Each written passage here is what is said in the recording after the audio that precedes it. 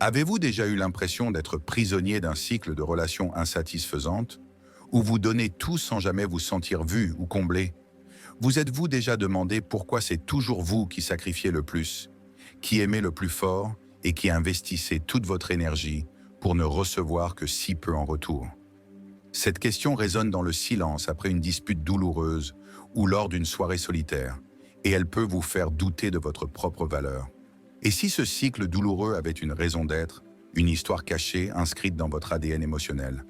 Et si la clé pour vous libérer de ces schémas toxiques n'était pas de changer les autres, mais de percer les secrets qui sont en vous? Si ces questions vous touchent, vous n'êtes pas seul. Cette chaîne est un espace sûr pour explorer les réponses à ces énigmes émotionnelles, les plus profondes et les plus complexes.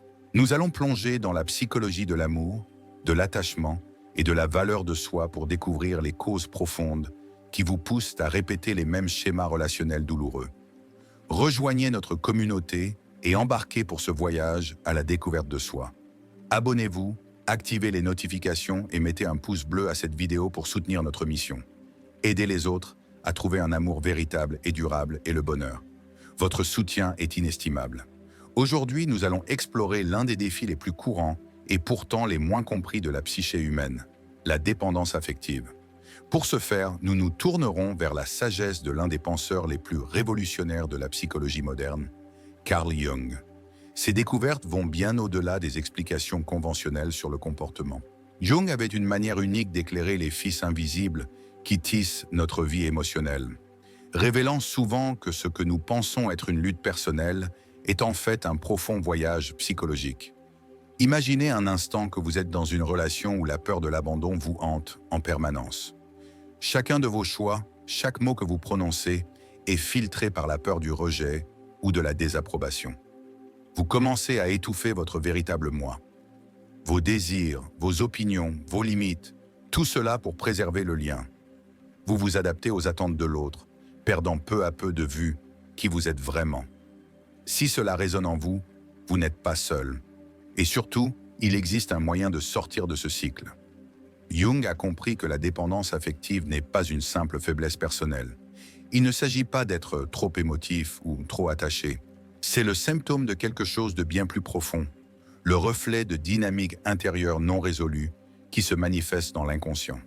Il pensait que nombre de ces schémas trouvent leurs racines dans l'enfance, dans la manière, souvent inconsciente, dont nous avons appris à nous lier aux autres, et tout aussi crucial, à nous lier à nous-mêmes. Le problème n'est pas que nous ayons besoin des autres. Nous sommes par nature des êtres sociaux. Le vrai problème se pose lorsque nous abandonnons notre propre valeur, notre identité et notre paix intérieure aux mains de quelqu'un d'autre. Selon Jung, ce type de dépendance signale une déconnexion de ce qu'il appelait le soi, le noyau profond et authentique de notre être qui existe au-delà de l'ego, au-delà des masques et des attentes.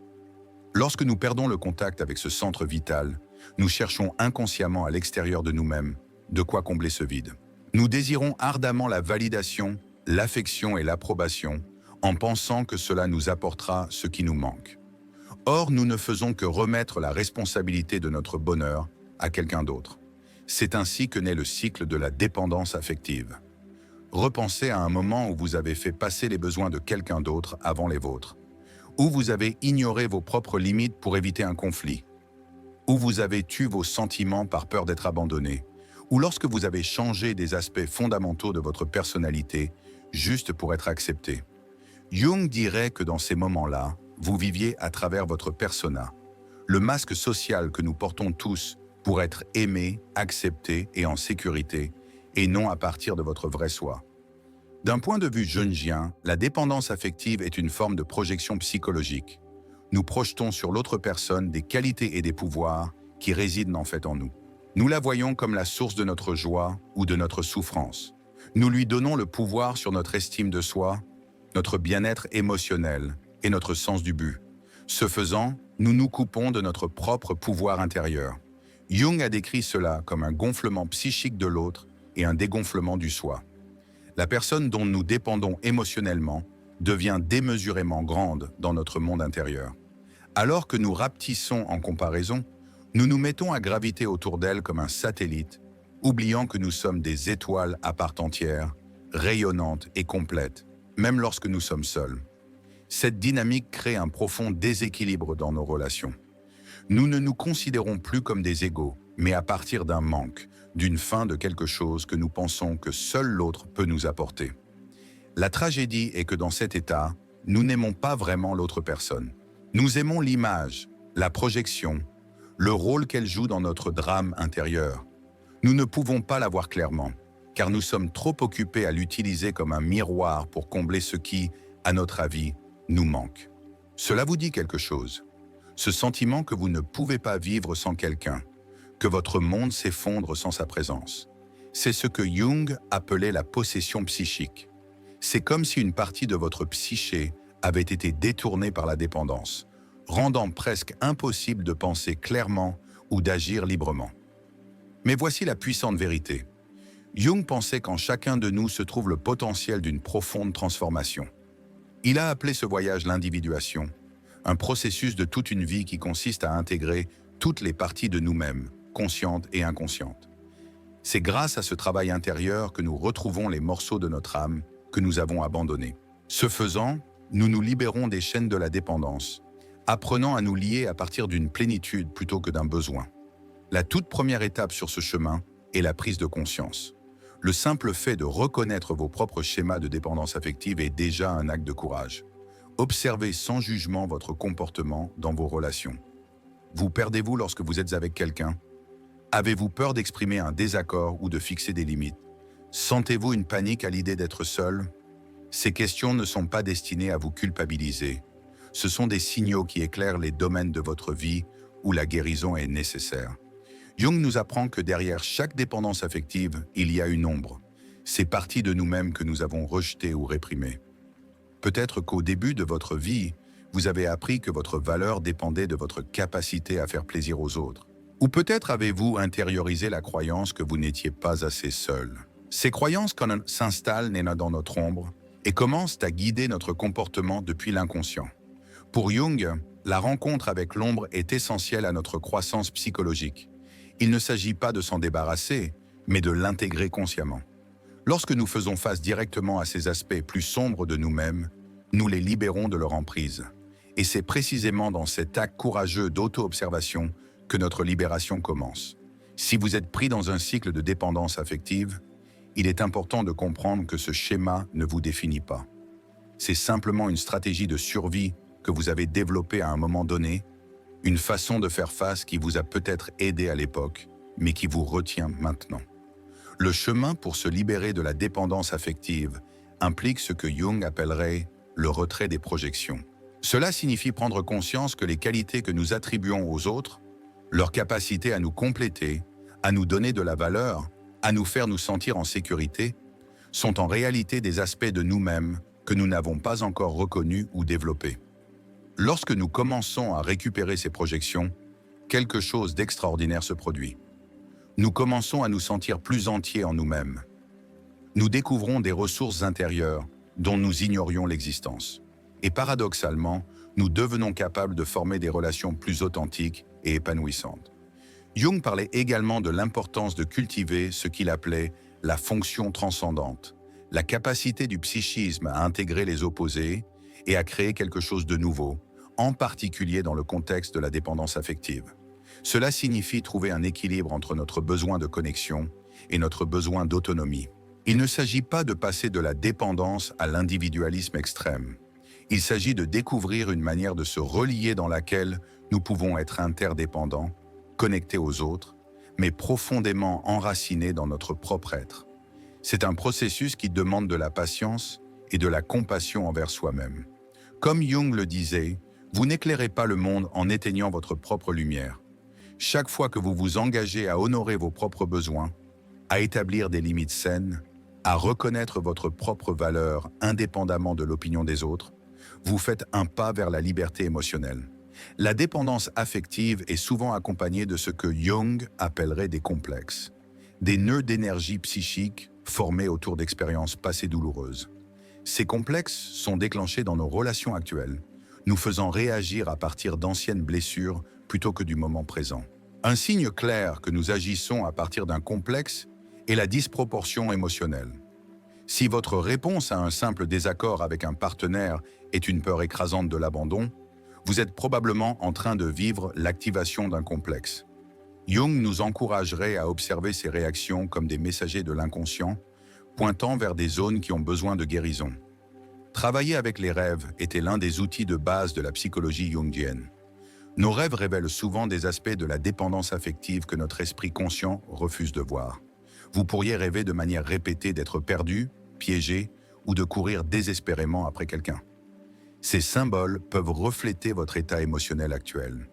Jung nous inviterait à tenir un journal de rêves et à réfléchir aux significations qui y sont cachées, non pas à travers une interprétation rigide, mais avec une curiosité ouverte. Les rêves parlent un langage symbolique qui peut nous aider à comprendre les dynamiques plus profondes de notre psyché. Un autre concept clé de la psychologie jungienne est l'idée des archétypes, des modèles universels qui vivent dans notre inconscient collectif et façonnent nos expériences dans les relations de dépendance affective. Souvent, nous activons des archétypes comme le sauveur, la victime ou l'enfant blessé. Lorsque nous dépendons affectivement de quelqu'un, nous pourrions projeter l'archétype du sauveur sur lui, espérant inconsciemment qu'il nous sauvera de nos peurs et de notre vide. Ou nous pouvons nous identifier à l'archétype de la victime, nous sentant impuissants à changer nos circonstances. Reconnaître ces modèles archétypaux nous aide à dépersonnaliser nos dynamiques relationnelles. Cela nous permet de voir que nous ne traitons pas seulement avec nos histoires personnelles, mais avec des forces psychiques profondes qui ont façonné l'expérience humaine depuis des millénaires. Cette perspective plus large peut nous aider à prendre du recul et à observer nos schémas avec plus de clarté. Jung croyait que chacun de nous détient en soi des aspects à la fois masculins et féminins, quel que soit le sexe biologique. Il appelait ces aspects animus, le masculin chez la femme, et anima, le féminin chez l'homme. Dans les relations de dépendance affective, nous projetons souvent notre animus ou anima sur l'autre personne, espérant qu'elle incarnera ses énergies pour nous. Le chemin vers la libération implique de reconnaître et de développer ces aspects en nous-mêmes. Si vous avez toujours dépendu des autres pour vous sentir protégé ou pour prendre des décisions, travailler avec votre animus intérieur, votre propre énergie masculine, peut être transformateur.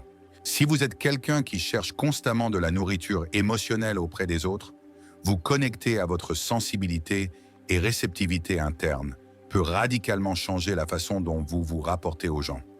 La dépendance affective peut également être comprise comme une forme de ce que Jung appellerait un gonflement de l'ego ou inflation de l'ego. Paradoxalement, même s'il semble que nous nous rendons petits face à l'autre, il y a une sorte d'arrogance à croire que nous avons tellement besoin de quelqu'un que nous ne pouvons pas survivre ou être heureux sans lui. Cette croyance surestime l'importance de nos désirs et sous-estime notre capacité de croissance et d'adaptation. Jung nous rappellerait que la vie est en constante évolution et transformation et que notre psyché détient une capacité innée d'autorégulation si nous la laissons opérer naturellement. Parfois, les pertes et les séparations que nous craignons le plus sont exactement ce dont nous avons besoin pour redécouvrir des parties oubliées de nous-mêmes. Si vous luttez actuellement contre la dépendance affective, je vous invite à voir cette lutte non pas comme un échec, mais comme une invitation à grandir. Jung croyait que nos blessures psychologiques les plus profondes portent également les graines de notre plus grande transformation. La dépendance affective peut être le portail vers une compréhension plus profonde de vous-même, vers une plus grande intégrité et authenticité. Le chemin ne sera pas toujours facile. Il y aura des moments d'anxiété intense en fixant des limites ou en priorisant vos propres besoins. Des moments où la solitude semblera insupportable. Des moments où vous voudrez retourner à d'anciens schémas simplement parce qu'ils sont familiers. Jung nous enseigne que ces réponses sont normales, elles font partie du processus. La clé est de les observer sans jugement et de se rappeler que chaque pas que vous faites vers la liberté affective est un acte d'amour de soi. Une pratique puissante que Jung suggérerait est l'amplification des symboles. Lorsque vous vous trouvez piégé dans la dépendance, demandez-vous « Quelle image ou quel symbole reflète ce que je ressens ?» Peut-être vous voyez-vous comme un naufragé s'accrochant à un morceau de bois flotté ou un satellite orbitant sans fin autour d'une planète. Quelle que soit l'image qui surgit, permettez-vous de l'explorer. Dessinez-la, écrivez à son sujet, parlez avec elle. Ce processus peut révéler des dimensions de votre dépendance que votre esprit rationnel ne pourrait pas percevoir. Jung parlait également de l'importance de la communauté dans notre parcours de guérison. Bien que le chemin vers la liberté affective soit profondément personnel, nous n'avons pas à le parcourir seuls. S'entourer de ceux qui respectent notre processus, reflètent notre vérité et nous accordent de l'espace sans favoriser notre dépendance peut être profondément guérissant. Jung soulignerait que la liberté par rapport à la dépendance affective ne signifie pas l'absence de douleur ou de vulnérabilité. En fait, à mesure que nous nous débarrassons de nos défenses et de nos schémas, nous pouvons initialement nous sentir plus exposés aux blessures de la vie. La différence est que nous affrontons maintenant ces blessures à partir d'un lieu de totalité et non de fragmentation. Une perspicacité jungienne clé est l'acceptation de la dualité. Nous ne sommes pas seulement lumière, nous sommes aussi ombre. Pas seulement forts, mais aussi vulnérables. Pas seulement indépendants, mais aussi dans le besoin de connexion. La sagesse réside dans la reconnaissance et l'acceptation de tous ces aspects de nous-mêmes, sans s'identifier exclusivement à aucun d'entre eux. Dans le contexte de la dépendance affective, cela signifie accepter à la fois notre désir de connexion et notre besoin d'autonomie. Cela signifie reconnaître à la fois notre force et notre vulnérabilité. Cela signifie embrasser à la fois notre lumière et notre ombre. C'est dans cette intégration que nous trouvons la vraie liberté. Jung parle aussi du trésor insaisissable, la sagesse et la totalité qui ne peuvent être trouvées qu'en traversant nos propres enfers psychologiques. La dépendance affective, avec toute sa douleur et ses limitations, peut être l'un de ces enfers. Mais le trésor de l'autre côté, une relation authentique avec nous-mêmes et les autres, vaut bien le voyage. Comment la dépendance affective se manifeste-t-elle dans votre vie? Peut-être cherchez-vous constamment l'approbation, incapable de prendre des décisions sans consulter les autres. Peut-être vous perdez-vous dans des relations amoureuses, oubliant vos propres intérêts et rêves, ou restez-vous dans des situations toxiques par peur d'être seul. Reconnaître ces schémas est le premier pas vers la transformation. Le signe révélateur de la dépendance affective est le vide que nous ressentons lorsque nous sommes seuls. Si la solitude est insupportable, si vous avez constamment besoin d'être en contact avec quelqu'un pour vous sentir bien, vous pourriez être confronté à une déconnexion de votre propre centre. Jung nous inviterait à explorer ce vide, non pas à le fuir, car c'est précisément dans ce vide apparent que nous pouvons redécouvrir notre propre totalité. Un autre signe courant est ce que nous pourrions appeler une perte de limite. Dans les relations de codépendance, nous ne savons souvent pas où nous nous arrêtons et où l'autre commence. Prenons-nous la responsabilité des émotions des autres ou attendons-nous d'eux qu'ils prennent la responsabilité des nôtres? Jung nous enseignerait que fixer des limites saines n'est pas un acte de rejet, mais d'amour pour nous-mêmes et pour l'autre. La dépendance affective peut également se manifester comme un besoin excessif de contrôle. Paradoxalement, plus nous dépendons de quelqu'un, plus nous essayons de contrôler la relation pour réduire notre anxiété. Ce contrôle peut apparaître sous forme de jalousie, de possessivité ou d'un besoin constant de réassurance. Jung nous montrerait que cette illusion de contrôle est la tentative du psychisme de faire face à la peur de l'abandon, bien qu'elle ne fasse qu'approfondir notre déconnexion. Une caractéristique des relations de dépendance affective est le cycle d'idéalisation suivi de dévaluation. Au début, nous voyons l'autre comme parfait, la réponse à tous nos besoins. Mais lorsque son humanité et ses défauts apparaissent inévitablement, nous pouvons plonger dans une dévaluation intense. Ce cycle reflète notre incapacité à voir l'autre comme une personne entière, avec à la fois de la lumière et de l'ombre. Jung enseigne que la véritable liberté affective réside dans le fait de voir l'autre pleinement, sans la distorsion de nos projections. Cela signifie aussi se voir soi-même dans sa totalité, en acceptant à la fois nos forces et nos faiblesses. Cette reconnaissance mutuelle est le fondement de relations authentiques et épanouissantes. Le chemin vers la liberté affective n'est pas linéaire. Il y aura des progrès et des revers, des moments de clarté et de confusion. Jung nous rappellerait que ce désordre apparent fait partie du processus naturel de transformation, qu'il faut parfois démolir d'anciennes structures avant de construire quelque chose de nouveau, qu'il faut parfois se perdre pour se retrouver. Une pratique puissante pour briser la dépendance affective est ce que Jung appelait l'imagination active. Il s'agit de dialoguer consciemment avec différentes parties de notre psychisme. Nous pourrions, par exemple, Visualisez la partie de nous qui s'accroche désespérément aux autres et lui demandez ce dont elle a besoin, ce qu'elle craint. Ce dialogue intérieur peut révéler les besoins profonds que nous essayons de combler par notre dépendance. Jung parlait également de l'importance de trouver un sens à notre souffrance. La dépendance affective, avec toute sa douleur, peut être une porte d'entrée vers une connaissance de soi plus profonde, vers une meilleure compréhension de nos blessures fondamentales et vers une connexion plus authentique avec nous-mêmes et les autres. Voir notre souffrance sous cet angle peut transformer la façon dont nous nous y rapportons. Un concept clé de la psychologie jungienne est la synchronicité. Ces coïncidences significatives qui semblent refléter notre monde intérieur.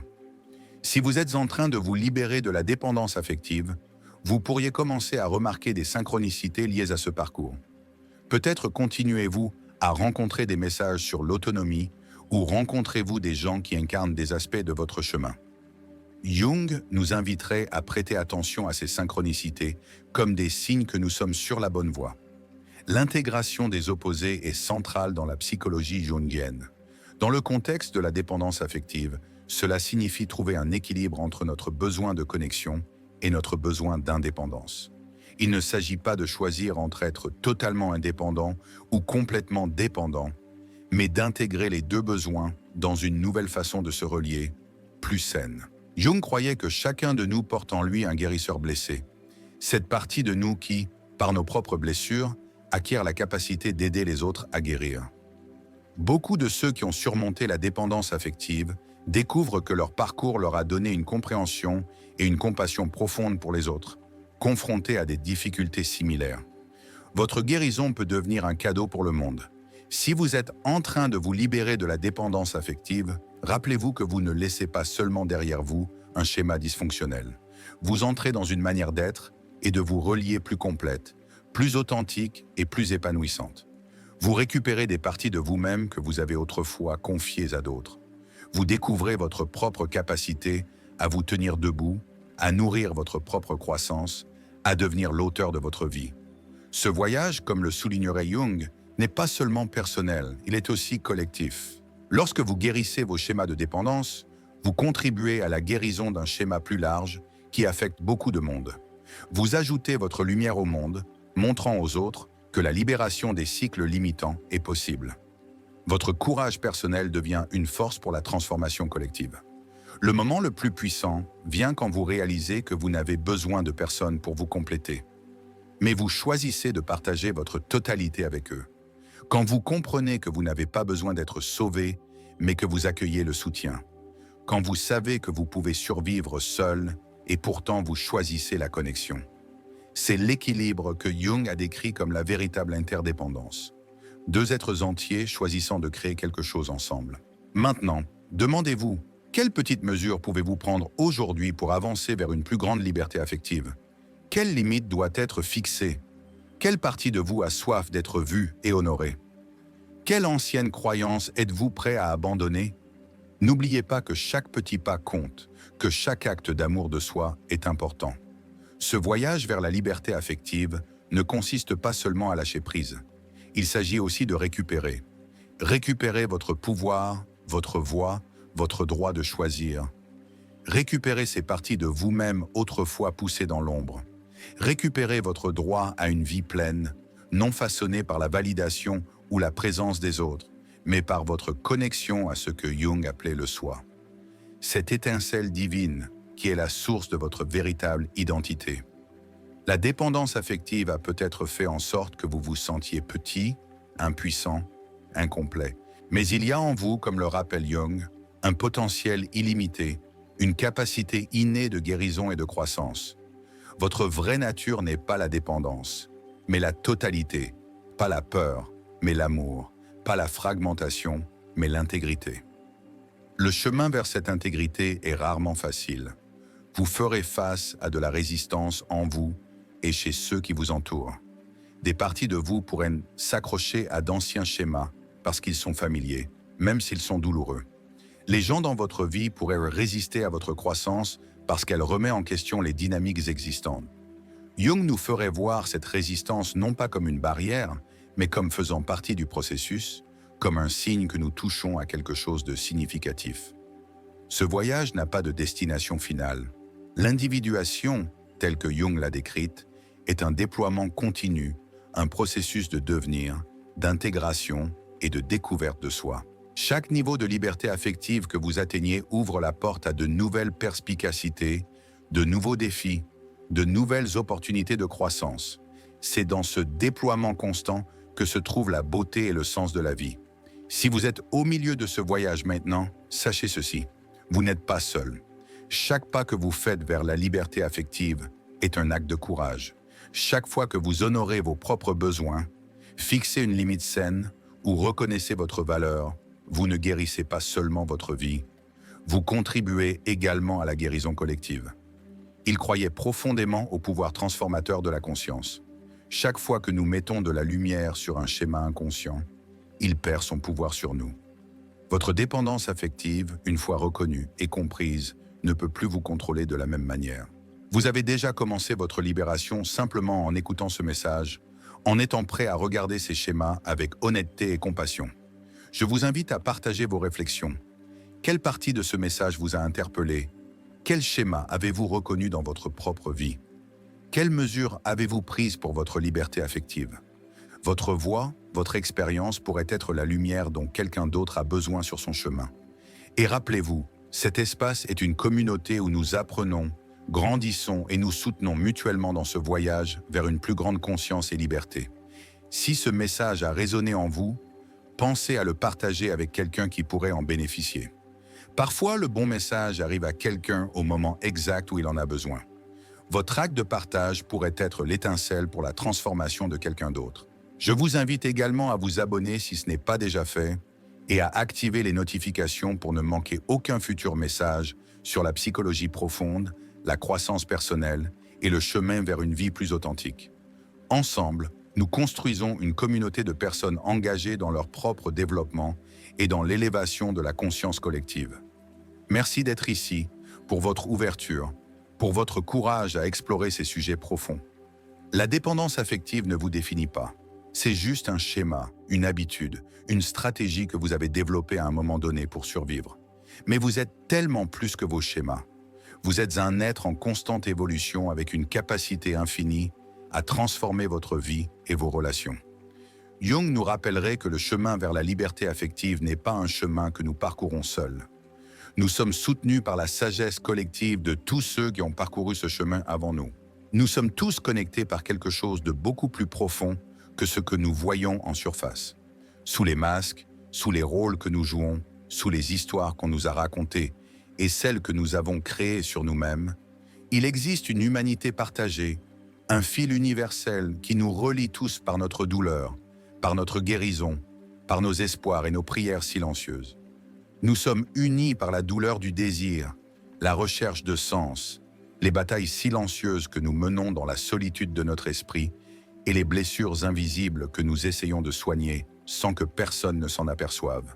Et au sein de cette vaste interconnexion, il y a un confort profond, un refuge sacré et une force qui transcende l'individu. Vous n'êtes pas seul dans votre lutte. Votre histoire n'est pas isolée. Et même dans vos moments de chagrin les plus profonds, vous faites toujours partie de quelque chose de plus grand, de quelque chose d'intemporel. Le voyage humain, celui de tomber, de se relever, d'oublier et de se souvenir. Permettez-moi de vous laisser avec cette dernière réflexion. La liberté affective est souvent mal comprise. Ce n'est pas la froide absence de besoin. Ce n'est pas l'armure qui nous rend intouchables, ni l'illusion que nous devons marcher seuls pour être forts. La liberté affective ne consiste pas à faire taire votre cœur ou à rejeter vos désirs au nom de l'autonomie. La véritable liberté affective est quelque chose de bien plus courageux. C'est la capacité de reconnaître vos propres besoins et de les exprimer à voix haute, non par peur, non par désespoir, mais à partir d'un lieu de respect de soi et de clarté. Il s'agit d'honorer ce que vous ressentez, de ne pas le réprimer. C'est être assez ouvert pour être vulnérable sans abandonner votre pouvoir. C'est vous tenir dans votre vérité, même quand c'est gênant, même quand ça fait trembler le sol sous vos pieds. Être émotionnellement libre, c'est aimer sans se perdre. C'est donner non pas par vide, mais par totalité. C'est l'art d'accorder de l'espace aux autres, tout en considérant vos propres limites comme sacrées. C'est choisir des relations qui reflètent votre valeur, pas vos blessures. Ce genre de liberté, cette libération tranquille, n'est pas quelque chose de lointain, caché dans un avenir lointain. Ce n'est pas un objectif réservé uniquement aux illuminés ou aux guéris.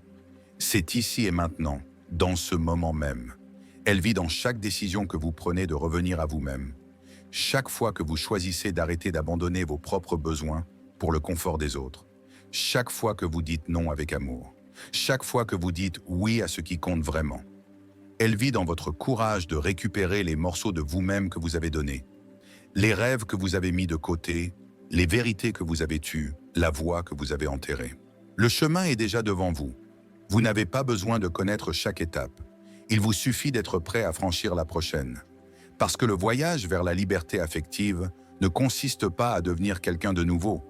Il s'agit de vous souvenir de qui vous avez toujours été sous les couches de peur et de conditionnement. La prochaine étape vous appartient. Et rappelez-vous ce que Carl Jung a dit un jour. Votre vision ne deviendra claire que lorsque vous pourrez regarder dans votre propre cœur. Celui qui regarde à l'extérieur rêve. Celui qui regarde à l'intérieur s'éveille. Et peut-être que c'est le moment, celui où vous arrêtez d'attendre la permission. Celui où vous réalisez que la clarté que vous cherchiez a toujours été en vous. Que votre lumière n'est pas quelque chose que vous devez gagner. Que votre pouvoir ne vient pas du contrôle. Il vient de la conscience, de la présence, de l'acte courageux de revenir à soi encore et encore. Il est temps. Le temps de réveiller votre propre lumière. Le temps de récupérer votre voix, votre pouvoir, votre dignité. Le temps de vous éloigner des cycles qui vous maintiennent petits. Le temps de vous relever des cendres des vieilles histoires et d'entrer dans la vérité de qui vous êtes. Vous n'avez pas à continuer de survivre. Vous avez le droit de vivre pleinement, authentiquement, puissamment. Libérez-vous des chaînes de la dépendance affective. Reconnectez-vous avec votre moi intérieur. Et rappelez-vous, le monde n'a pas besoin d'une version parfaite de vous. Il a juste besoin de vous. Vrai, entier, éveillé. C'est là que vit votre liberté.